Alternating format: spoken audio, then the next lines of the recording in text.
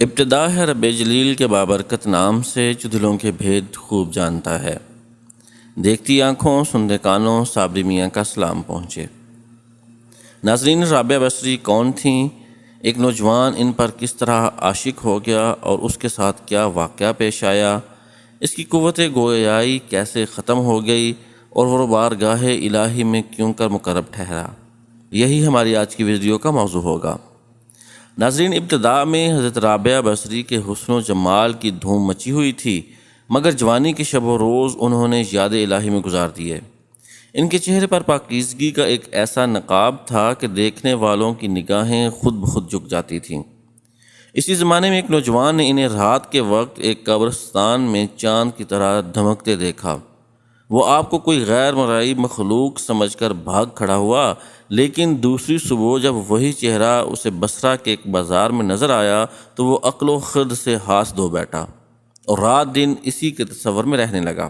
آخر دل کے ہاتھوں مجبور ہو گیا تو لوگوں سے پتہ پوچھتا ہوا حضرت رابعہ بصری رحمۃ اللہ علیہ کے گھر جا پہنچا۔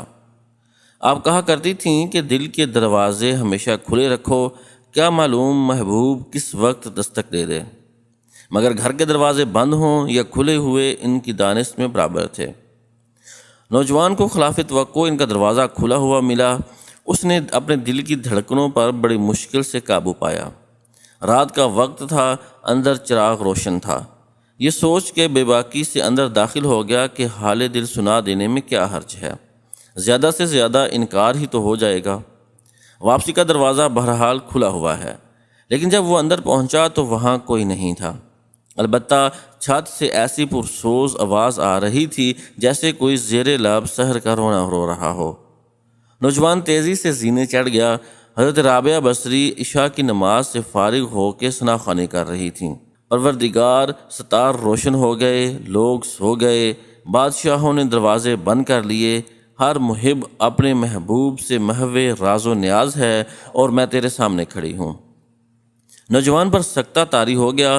اسی اثناء میں حضرت رابعہ بصری نے پلٹ کر اسے ایسی قہر آلود نظروں سے دیکھا کہ اس کی زبان گنگ ہو گئی۔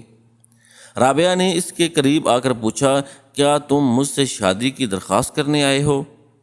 نوجوان نے لرزتے ہوئے ہاتھ سے اپنی زبان کی طرف اشارہ کیا کہ وہ بول نہیں سکتا۔ حضرت رابعہ بصری نے کہا، اس سے پہلے کہ زبان کی طرح تیرا دل بھی چپ ہو جائے تو جس راستے سے آیا ہے اسی راستے سے لوٹ جا۔ نوجوان صرف آنکھوں سے التجا کر سکتا تھا کہ نیک خاتون میری گویائی مجھے واپس دے دے، میں تیرے مرتبے سے واقف نہیں تھا، مجھ سے غلطی ہوئی، مجھے معاف کر دے۔ لا علمی ہمیشہ قابل معافی ہوتی ہے۔ اس کے خاموش آنسوؤں کے جواب میں حضرت رابعہ بصری نے کہا، نوجوان، تو نے اگر مجھ سے کوئی زیادتی کی ہوتی تو میں تجھے یقیناً معاف کر دیتی۔ میں نے خود کو بہت پہلے اپنے رب کے حوالے کر دیا تھا۔ اب یہ معاملہ تیرے اور رب کے درمیان ہے۔ معافی مانگنا ہے تو اس سے مانگ۔ تو صدقے دل سے توبہ کرنے کا ارادہ کرے تو شاید توبہ کی خاطر تیری زبان کھل جائے۔ یہ کہہ کر وہ نماز کے لیے کھڑی ہو گئیں۔ نوجوان بھی بے اختیار سجدے میں گر گیا۔ وہ رو رہا تھا، نہ معلوم کب تک روتا رہا۔ جب اسے ہوش آیا تو زبان کھل چکی تھی اور توبہ توبہ کا ورد کر رہی تھی۔ بصرہ کے بازاروں میں سالہ سال تک ایک مجذوب گرمی، جھاڑے اور برسات سے بے نیاز ہو کر دیوانہ وار توبہ توبہ کے نعرے لگاتا رہا۔ اس کے نعروں سے بصرے کی راتیں گونج اٹھتی تھیں اور بچے سہم کے ماؤں کے سینوں میں دھبک جاتے تھے۔ آخر ایک دن وہ مجذوب اچانک ہی کہیں غائب ہو گیا، پھر کبھی اس کا پتہ نہیں چلا۔